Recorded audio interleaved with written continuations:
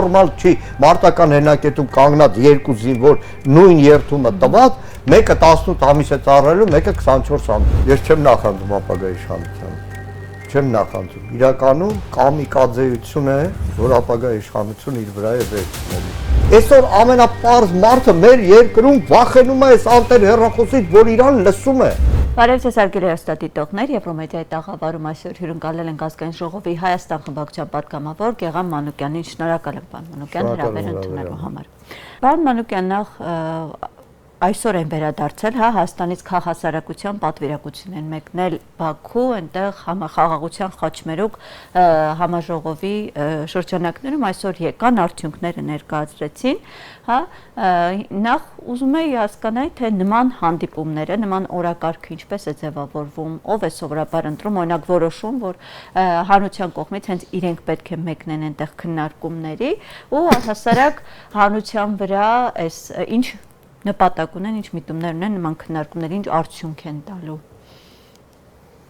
Որքան հասկանում եմ, պետական մակարդակով ձևավորված մի հատ խումբ է, խաղաղության մունետիկներ, այսպես ասեմ, որոնք պարբերաբար այս հանդիպումներով ադրբեջանական տեսակետները փոխանցում են հայ հասարակությանը եւ եթե տեսնեք մեծ մասը այն խոսող գլուխներն են, որոնք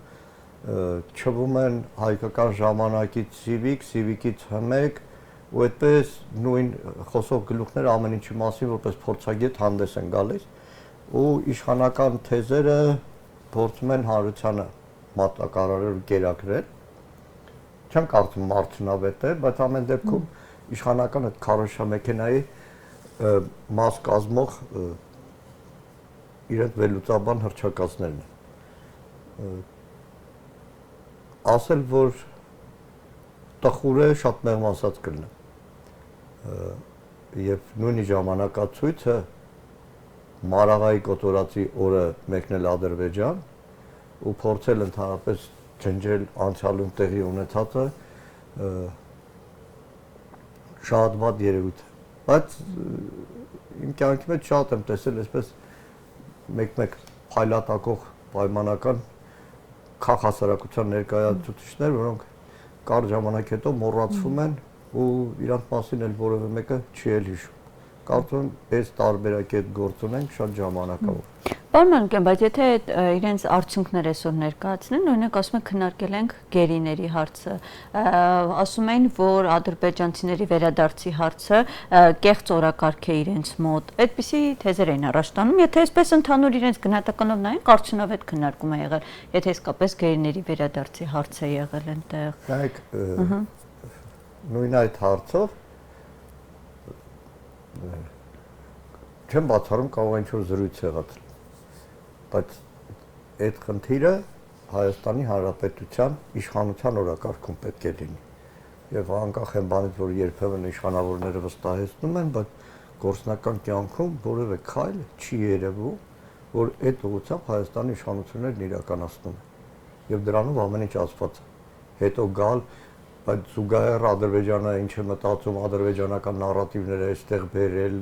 մեջտեղ գցել հրապարակ, թեմա դարձնել, քաղաքական թեմա դարձնել, ավելի շատ դա է։ Սպասեք առաջիկայում կարող է հայտարարեն Ադրբեջանն ասել է, եթե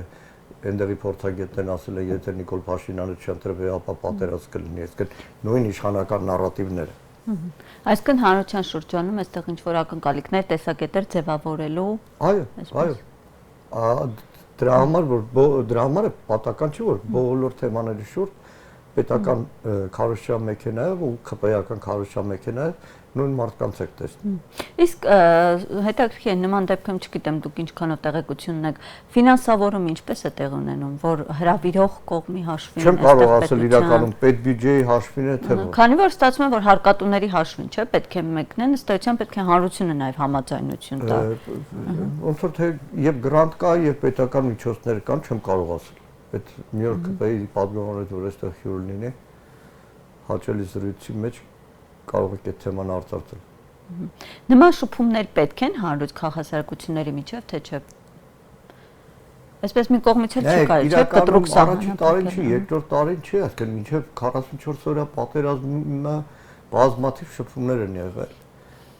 Բազմաթիվ, տարբեր ձևաչափերով։ կհիշեք ժամանակին Արմեն Սմբատյանը եւ Մոսկվայում Ադրբեջանի դեսպանը Բիլբիլ Օղլոին ունեին մի հարթակ, բայց դա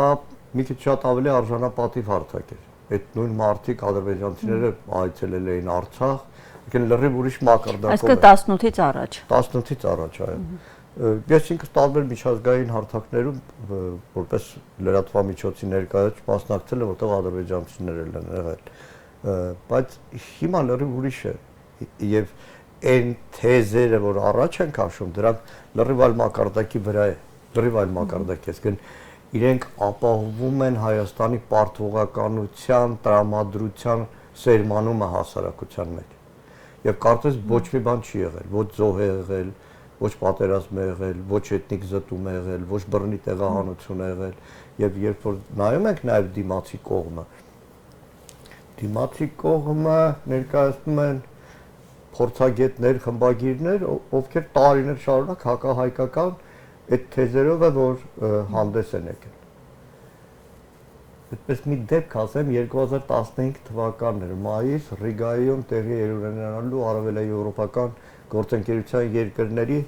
եւ գագաթաժողով կար եւ դրանից առաջ քաղաքասարակության լրատվամիջոցների համաժողով էր հայկական պատվիրակության հետ ես էլ եմ մեկնել Մոսկվայի օդանավակայանում մեկ էլ պատահաբար ադրբեջանցիներին հանդիպեցինք որոնց շատերին ծանոթ ենք թերթերի կայքերի խմբագիրներ եւ այլն բայց այլ պայմաններում կբարևենք ոնց չեք բայց այնպես մի հատ սառնություն նրանց կողմից վախ սառնություն կար որովհետեւ դրանից մի քանի օր առաջ ձերբակալվել էր ադրբեջանական գործիչներից մեկը որին մեղադրում էին հայկական կողմի հետ գործակցության համար այսինքն այդ տոտալիտարիզմի հետևանքներ միանգամից բոլորը վախեցել են Պարոն Մանուկյան, հետաքրքիր է, նախկինում ու արդեն պատերազմից հետո դուք հավանաբար 18-ից հետո էլ հա այդպես թեկուզ դուրսում հանդիպումների ժամանակ հանդիպել եք Ադրբեջանի պատվիրակությունների պատգամավորների հետ։ Ինչպես է նրանց հետ այսպես խոսույթը փոխվել այս ընթացքում պատերազմից առաջ եւ հետո։ Նրանց դիրքորոշումը այսպես վերաբերմունք Հայաստանի պատվիրակության ինքդ քո համար հոգեբանորեն լրիվ ուրիշ ես։ Երկիր մեդիան շատ ակտիվ համագործակցում էր համաշխարհային Deutsche Welle հեռուստաընկերության հետ եւ իրենք տարեկան համաժողով ունեն։ Մեդիա ֆորում, որտեղ մի քանի հազար մարդ աշխարհի բոլոր երկրներից մասնակցում են եւ պարտադիր երկիր մեդիայի երկու գործընկերով մասնակցում ենք։ Ես հիշում եմ 21 թվականին, երբ որ հրավերը ստացանք պատերազմից հետո Ես ու մեր տնօրեն Դավիթ Հակոբյան նայեցինք իրար, մեկ էլ հասկացանք, որ ավելի լավ է չգնալ։ Ինչու՞։ Ուղղակի մարդկայնորեն մենք մեզ չէինք կարողանում պատկերացնել այդ ահավոր մթնոլորտի մեջ մենք ոնց ենք։ Այդ դրանից առաջվա մեր հպարտությունը, դրանից առաջվա մեր պետության ներկայացվածությունը, արժանապատվությունը լրիվ ուրիշ է։ Կրկնում եմ, այսինքն դրանից առաջ Ստրասբուրգում օրինակ իրենց պետական տարբեր ինստիտուտների ներկայացուցիչներ են եղել, որ շատ հանգիստ ես քեզ զգացել։ Թիֆլիսում կար քաղաքական հետազոտությունների մի կենտրոն, որտեղ Հայաստան, Ադրբեջան, Վրաստան, Ռուսաստան քաղաքական դասընթացներ էին Եվրախորհրդի հետ, ադրբեջանցիներ էլ կային եւ որևէ բան չկար հոգեբանական արգելք։ Բայց հետո շատ դժվար է։ Մի 3 շաբաթ առաջ եմ վերադարձել Ալբանիայից, որտեղ մասնակցում եմ որպես Սևծովյան ավազանի երկրների կազմակերպության խորհրդարանական վեհաժողովի հայկական Ադրբեջանից եւս կար պատվիրակություն, որտեղ հանձնաժողովի նախագահն ադրբեջանցի է, Իմիջաթ Սիսյանի եւ գլխավոր քարտուղարն էլ է ադրբեջանցի, լրիվ տարբեր կերպ է իրենց հիմա պահվածքը։ Լրիվ տարբեր կերպ։ Ինչ ավելի էսպես, հա, արհամարական թե։ Չէ, մի քիչ ագրեսիվությունը շատ ավելի զորավոր է։ Պարոն Մանուկյան, քանի որ արդեն թե Հայաստան դաշինքը թե տարբեր կուսակցություններ իրենց ընտրական ցուցակը ներկայացրել են, սովորաբար այսպես է, չէ՞, որ ընտրական ցուցակների միջոցով նաև այդ թվում կուսակցություններ ուժերը հանրությանը ինչ որ այսպես ասած ուղերձ հենց դրանով սկսած տալիս են։ Ինչ չափորոշիչներով է Հայաստան դաշինքը ուղեկցվել ու դաշնակցությունից շատ անդամներ այդպես կարկառուն ցուցակում ընդգրկված չեն, նաև Սեյրան Օհանյանը թե դաշնակցական չէ, բայց խմբակցության ղեկավարն է, չկա։ Ինչու այդ հիմնական անձինք այսպես։ Սեյրան Օհանյանը մի քիչ ավելի անձնական պատճառներ նախագահի հետ էին քննարկել։ Շատերը զարմացած են Արմեն Ռուստամյանը չունենալով, եւ կարող եմ հանգիստ ասել։ Նախ դա Արմեն Ռուստամյանը մեծ աղբյուրից էր, բայց մի կարևոր հանգամանք կա։ Արմեն Ռուստամյանը դաշնակցության բյուրոյի ներկայացուցիչն է։ Այդ հանգամանքը դաշնակցությունում շատ բարձր է եւ այդ առումով ուղղակի կուսակցությունը նպատակարար չգտան, որ Արմեն Ռուստամյանը որպես падգամավոր, այսպես շարքային падգամավոր կամ այլ ձևաչափով ներկա լինի խորհրդարանում եւ ես դες ասեմ, որ երկար տարիներ օրինակ Արմեն Ռուստամյանից առաջ Հակոբ Տեր-Խաչատրյան թե նաեւ Կանադայի քաղաքացի էր հասկանալի, բայց օրինակ նույն Հրանտ Մարգարյանը, որ եղել է դաշնակցության բյուրոյի երկար տարիների ներկայացուցիչ, այդ ընթացքում մի քանի ընտրություններ են եղել, երբեք Հրանտ Մարգարյանը ընտրական ցուցակում չի եղել։ Դա-ի նկատի ունենալով, որովհետև դաշնակցության համահայկական տարողությամբ կառույցն է եւ այդ առումով Արմեն Ռուստամյանը չկա։ Մի քանի մեսիջ է, որ պարտադիր պետքա սերնդափոխություն լինի։ Նոր կադրեր, նոր երիտասարդներ եւ այդ ցանկում ունենք բազմաթիվ լուսավոր երիտասարդներ։ Լուսինե Քարամյանն կա, որ դաշնակցության երիտասարդական միության անդամ եղել 18 թվականին էլ այդ ամենածանր շրջանում, Լուսինեն նաև համարձակվեց Երևանի ավականու դաշնակցության համամասնական ցանկում լինի արդեն միջազգային փորձառությամբ։ Այսինքն նոր կադրեր ավելի։ Այո։ Եվ նաև բնականաբար որոշները, որ նախորդ խորհրդարանից են, բայց մի կարևոր բան կա, որ առանց հպարտության չեմ կարող չասել։ Հայաստանի 35 տարվա պատմության մեջ առաջին անգամ է, որ որևէ դաշինք մասնակցում է ընտրությունների 5 տարի որպես միասնական, հատկապես այս 5 տարի, որ ուղղակի մարտի դաշտեր ազգային ժողովը 5 տարի միասնական հանդես է գալիս եւ հաջորդ ընտրություններին գնում է նույն դաշինքով։ Երբեք չի եղել, որովհետեւ ավանդաբար խորհրդարան անցնելուց հետո դաշինքներում պառակտում է լինում, փլվում են դաշինքները, բայց այս դեպքը եզակի բացառություն է։ Պարոն Մանուկյան, տարբեր այսպես քաղաքագետներ, վերլուծաբաններ, այսպիսի կանխատեսումներ են անում, ինչպես նաև իշխանության թևից պատգամավորներ, ասում են, որ հիմա Հայաստան դաշինքը անգամ խորհրդարան մտնելու խնդիր ունի, ինչ մնաց խոսում են հաղթանակի մասին։ Թող իրանց դարդը լացեն։ Ընդհանրապես թող իրանց դարդը լացեն։ Իրենք ասում են մենք սահմանադրական մեծամասնություն ենք։ Նայեք, իրականում եթե ընդդիմադիր դաշտից է հնչում, հասկանալի է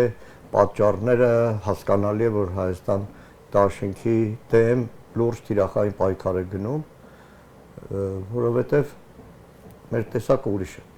Երկրորդը մեկ-մեկ մեջտեղ են նետում սոցիոլոգիական հարցումներ, օրինակ նախագահի գրասենյակի տնօրեն Բագրատներ Նիկոյան դից ձևակերպում տվել, որ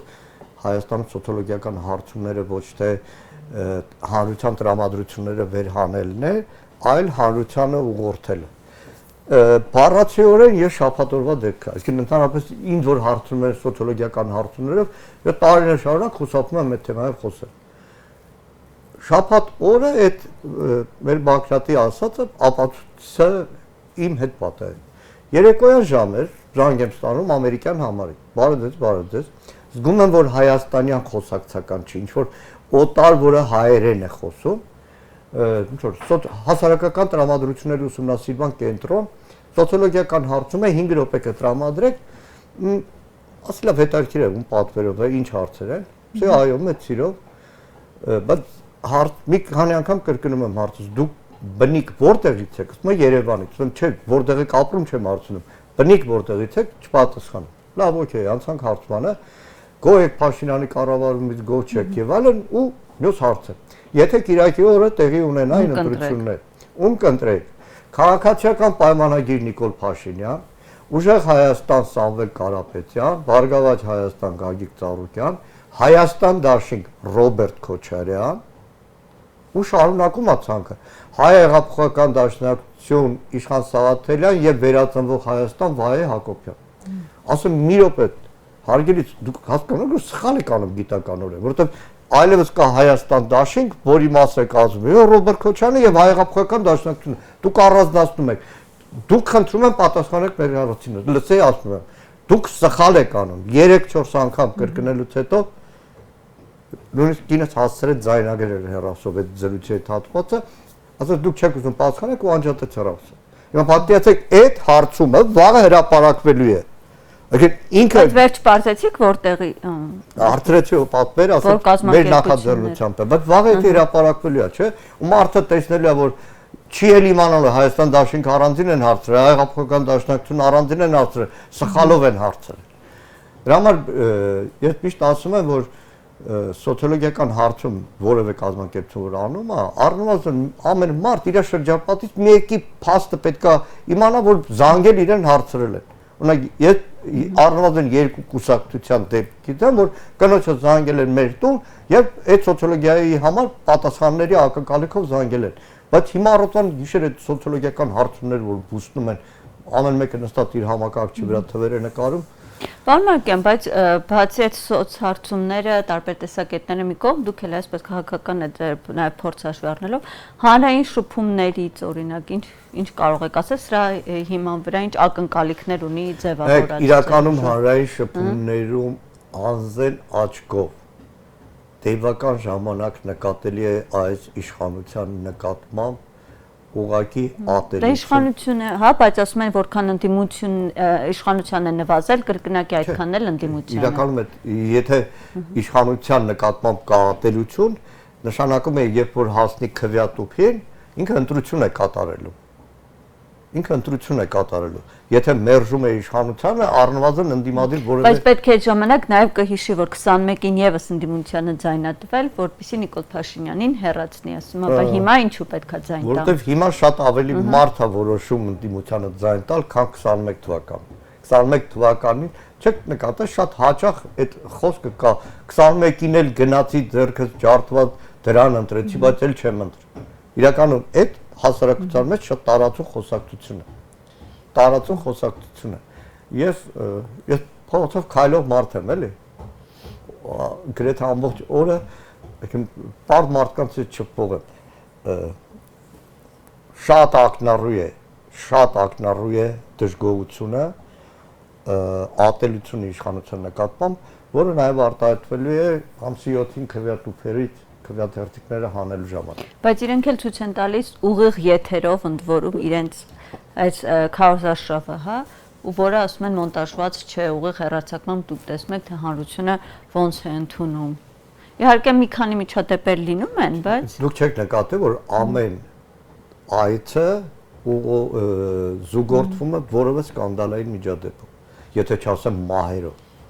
Նույն շաբաթօրվա դեպքը ահավոր է։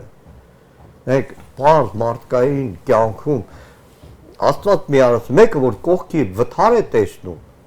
կանգնում է ասում է ինչով կարամ օգտակար լինեմ լավ դու անցնես տեսնես որ այդ ձևի ահավոր վթար է դեռ ավելին քեզ ծառայող ոստիկանական գվարդիայի մեքենա է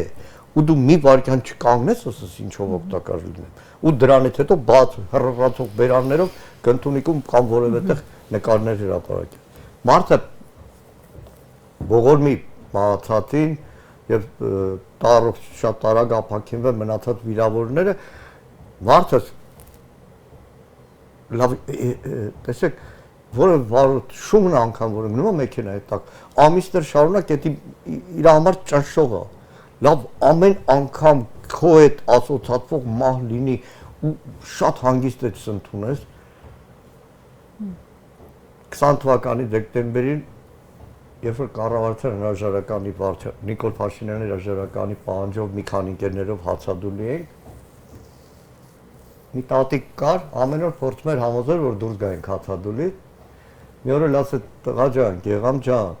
այսքան երեխու գլուխ կերելա դրանից ված չի զգում, քո մեռնել չմեռնելուց ված կզգա ինքը։ Ընդդիմադիր հիմնական ուժերը, ուժեղ Հայաստանը, ինչպես նաև Բարգավաճ Հայաստան կուսակցության առաջնորդ Գագիկ Ծառուկյանն ասում են, մենք որևէ կերպ թե հետընտրական process-ում, թե առհասարակ մեր ձայները ու համագործակցությունը չենք պատկերացնում Ռոբերտ Քոչարյանի հետ, կտրականապես մերժում են։ Ասում են, որ նա պետք է այսպես արդեն նախկին է, պետք է դուրս գա քաղաքականությունից ու հրաժարվում են համագործակցել ձեզ հետ։ Դեռ հարցով է նախկին, բայց նայեք, իրականում այս առումով մեր դիրքորոշումը հետևյալն է։ Մենք ընտրությունների ենք գնում եւ ազնիվ մտածող ցանկացած դաշինք կուսակցություն, որն ունի ընդդիմադիր հայացք, պետք է ելակետ ունենա ընտրությունների գնալ այս իշխանության վերարտադրումը բացառելու համար։ Մենք այդ տրամադրվածությամբ ենք գնում եւ բաց ենք համագործակցության, որպեսզի բացառենք այս իշխանության վերարտադրությունը։ Իրենց խնդիրն է, իրենց պետք է հարց ուղղվի,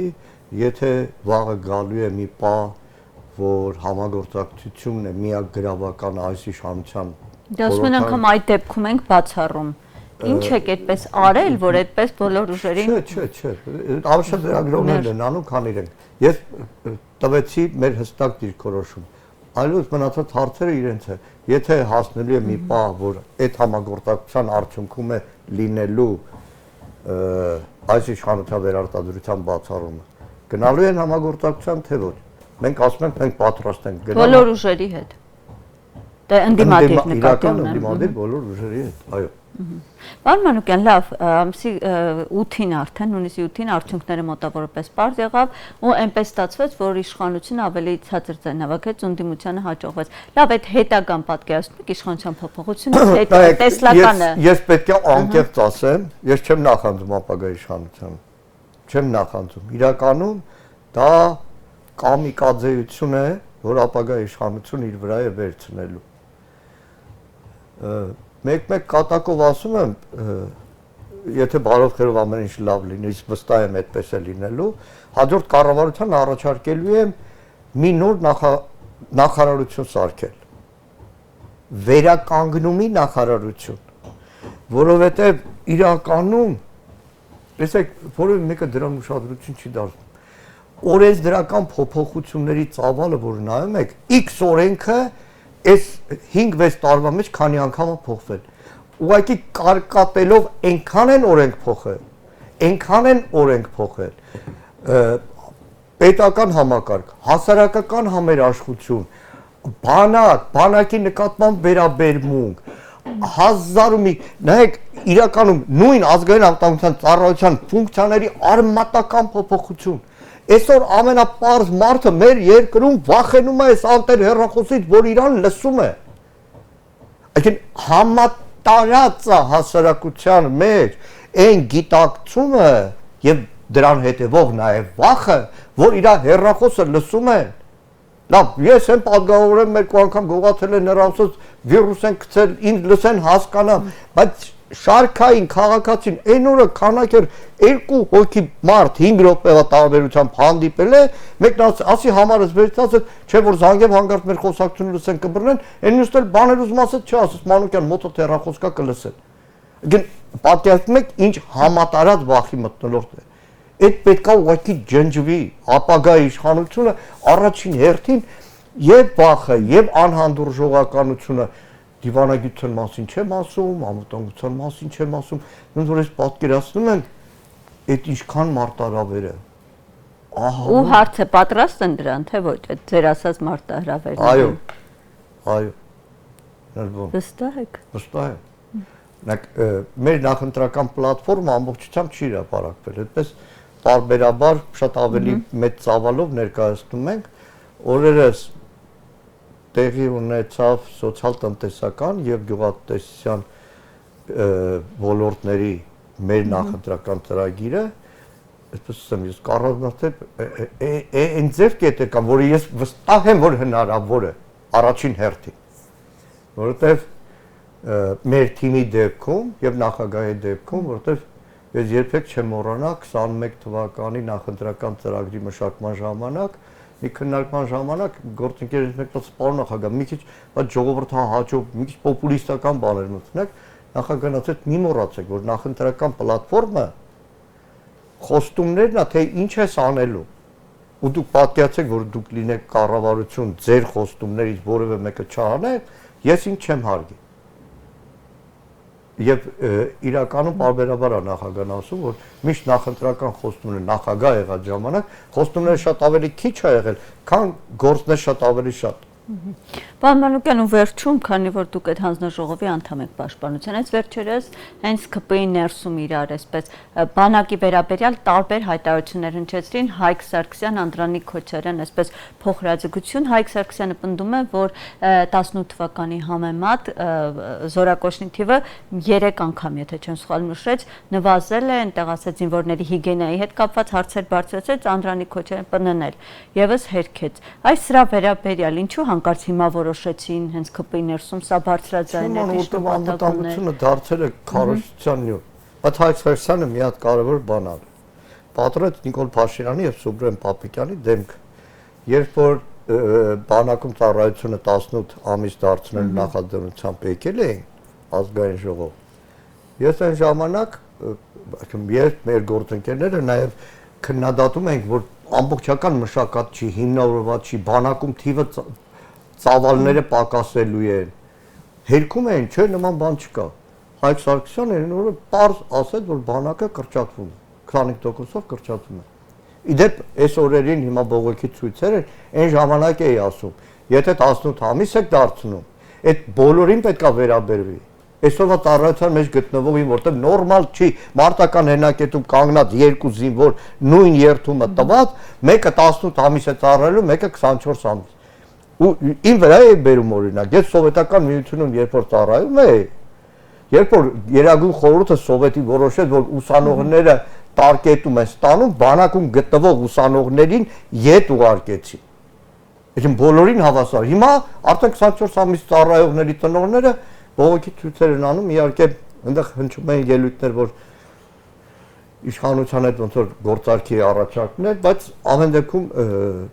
դե պահանջում են հետադարձ ուժ ունեն այդ օրենքի նախագիծը, նաև իրենց թվերին վերաբերվի։